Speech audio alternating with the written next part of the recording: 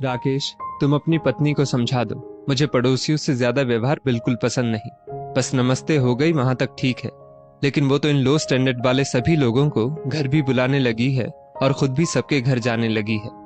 शकुंतला जी तनुजा के ऊपर गुस्साते हुए बोली, मम्मी, मना तो मैं भी बहुत करता हूँ, लेकिन उसको तो जैसे सबसे व्यवहार बनाने का नशा चढ़ा रहता है। जिसके देखो उसके फट से पैर छू लेती है।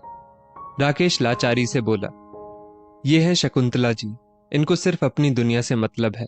मोहल्ले वालों से कभी व्यवहार बनाना पसंद नहीं किया, तो बेटा भी उन्हीं के नक्शे कदम पर बस आते जाते किसी से नमस्कार हो गई। बस इसके आगे न शकुंतला जी कभी किसी के घर जाती और ना ही किसी को बुलाती। शायद वो किसी को अपने स्टैंडर्ड का समझती ही नहीं थी। लेकिन तनुजा शकुंतला जी और राकेश के रूखे स्वभाव के बिल्कुल विपरीत स्वभाव की है। बहुत ही ज्यादा व्यवहार कुशल। मोहल्ले में धीरे धीरे सबसे व्यवहार बनाने लगी। कोई दादी तो कोई चाची तो कोई भाभी, सबके सब जैसे उसके अपने थे। शकुंतला जी को तो ये सब देखकर बहुत ज्यादा चिढ़ होती और वो उसको मना करती, तो तनुजा यही बोलती, मम्मी जी, पड़ोसियों से हमेशा व्यवहार बनाकर रखना चाहिए, अच्छा लगता है और ये जरूरत पड़ने पर हमारे काम भी आते हैं। शकुंतला जी अक्सर तनुजा पर गुस्सा करती, लेकिन तनुजा को इससे कोई फर्क नहीं पड़ता। अगर किसी को उसकी जरूरत होती तो निस्वार्थ भाव से उसकी मदद कर देती। ये तो शकुंतला जी को और भी फूटी आंख ना सुहाता। राकेश भी मना करता, लेकिन तनुजा एक कान से सुनती और दूसरे से निकाल देती। यहाँ तक कि आस पड़ोस के गरीब बच्चों को पढ़ा लिखा भी देती। बुजुर्गों को भी जरूरत पड़ने पर उनकी दिल खोलकर सेवा करती।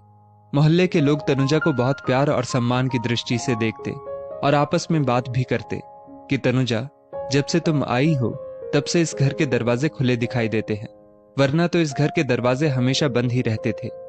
समय बीतता गया। तनुजा की गोद में दो नन्हे मुन्ने बाल गोपाल आ गए। राकेश की टूरिंग जॉब थी, तो वो अक्सर बाहर रहता था। एक दिन शकुंतला जी को रात में बहुत तेज पेट में दर्द उठा और साथ में उल्टियां भी शुरू हो गई। तनुजा ने पहले तो सारे घरेलू उपाय अपना लिए, लेकिन पेट दर्द और उल्टियां बंद होने का नाम ही नहीं ले रही थी। शायद फूड पॉइजनिंग हो गई थी। तनुजा ने झट से अपनी पड़ोस वाली चाची को फोन कर दिया। तुरंत जमुना चाची और उनका बेटा सुमित आ गया। जमुना चाची घर पर ही बच्चों के पास रुक गई और तनुजा सुमित की गाड़ी से सास को लेकर अस्पताल चली गई। शकुंतला जी को डॉक्टर ने एडमिट कर लिया और उनको ग्लूकोज चढ़ने लगा। पूरे 3 दिन लग गए। राकेश को भी तनुजा ने फोन कर दिया।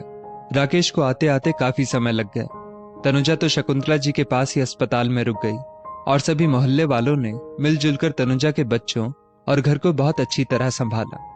तनुजा को पूरी तरह से निश्चिंत होकर सासू माँ की सेवा करने के लिए कहा और खुद भी बीच बीच में कोई ना कोई अस्पताल का चक्कर लगाता ही रहा। जब चौथे दिन शकुंतला जी तनुजा के साथ घर लौटकर आई, तो वो सचमुच बहुत शर्मिंदा थी कि मैं तुम्हें जिन पड़ोसियों से व्यवहार बनाने के लिए मना करती थी, आज मुसीबत के समय वही काम आए। राकेश भी घर पर नहीं था। अगर ये सभी लोग मदद ना करते तो कितनी परेशानी हो जाती। सही कहती थी तुम बहू, पड़ोसियों से हमें हमेशा बनाकर रखनी चाहिए। क्या पता कब और किस समय किसकी जरूरत पड़ जाए। अब मैं भी अपनी बहू के ही नक्शे कदम पर चलूंगी। तनुजा भी शकुंतला जी के मुंह से ये सुनकर बहुत खुश हो गई।